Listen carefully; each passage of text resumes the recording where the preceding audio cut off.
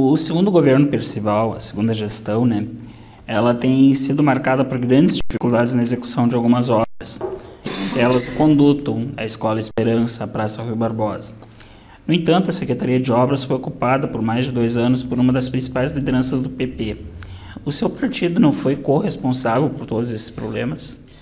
Eu penso que não, porque todo o processo que eu digo a respeito, por exemplo, do conduto, quem mais levantou esta questão e quem mais trouxe à discussão pública essa questão fui eu, como vereador.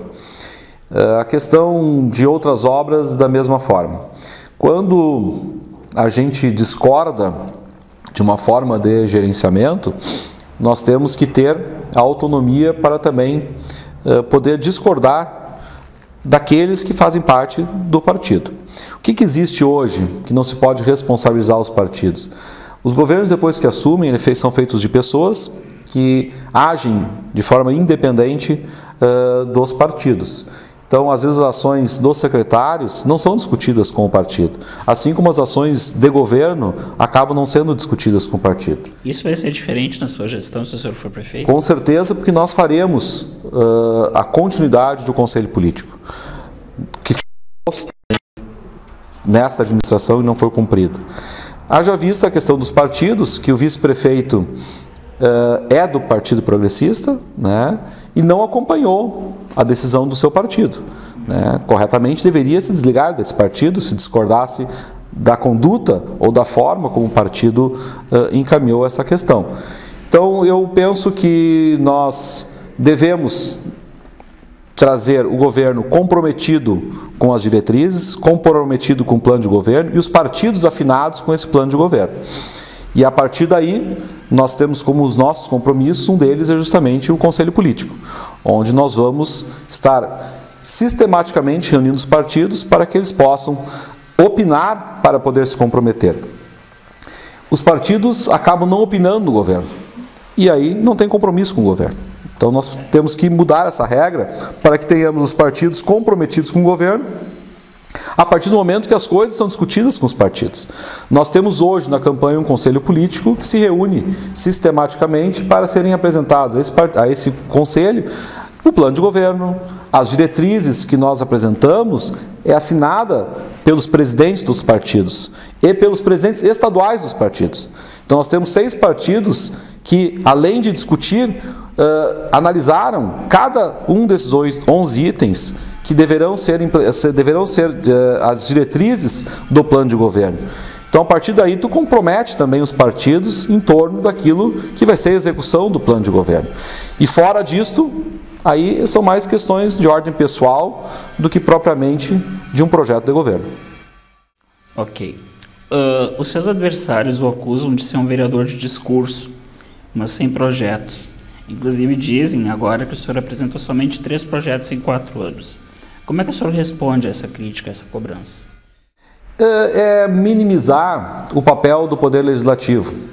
Talvez tenham esses, e alguns deles até concorrem a vereador, possam ter a experiência do que é fazer parte do Poder Legislativo. Eu tenho dito sempre que uma principal tarefa do Poder Legislativo é o papel da fiscalização. E as pessoas têm que ter este entendimento. O Poder Legislativo não pode apresentar nenhum projeto que gere qualquer ônus ou despesa ao Poder Executivo, bem como não pode apresentar nenhum projeto que apresente redução de receita. Então vamos a um exemplo prático. Uma redução de imposto, por exemplo. Redução de imposto. Prático e simples. Se eu proponho, como propus, um projeto de lei que se tornou lei, não pela sanção do Executivo, que não concordou com isso, contra a pirataria, é entendimento do Poder Executivo de que esse projeto não pode ser de origem do Legislativo, não pode ser do vereador, porque ele gera uma obrigação de fiscalizar ao Poder Executivo. Então, realmente, a gama, o espectro, o espaço onde o vereador pode legislar é muito pequeno. Mas nós deveríamos apresentar aí o número de requerimentos que os vereadores apresentaram, o número de indicações que o vereador apresentou, como, por exemplo, o projeto Rua Limpa, que nós apresentamos uma indicação para que se tenha um projeto de limpeza dos bairros com mutirão, como várias outras indicações que nós apresentamos para que a ação do Executivo possa ser implementada. Sugestões ao Executivo. Então, às vezes dizem, o vereador não tem projeto. Não, se tem projetos e se apresenta ao Poder Executivo muitas indicações, mas é de entendimento do prefeito de cumprir, fazer ou não fazer, porque a ele cabe a questão da indicação da origem do projeto. Exemplo, a questão do lixo, a questão do transporte urbano, vários temas de relevância da cidade, nós apresentamos sugestões e indicações que não são e que são o prefeito pode ou não pode acatar. Mas a quem critica isso, nós podemos também apresentar o ranking dos 10 vereadores no partido da pessoa que tem feito essa crítica ou das pessoas que têm feito essa crítica. Tem pessoas que também não têm nenhum projeto de lei. E não esperem, não meçam os vereadores pelo número de projetos de lei, porque essa não é a principal tarefa do vereador. A principal é fazer aquilo que os vereadores muitas vezes não gostam de fazer, que é fiscalizar. Por quê?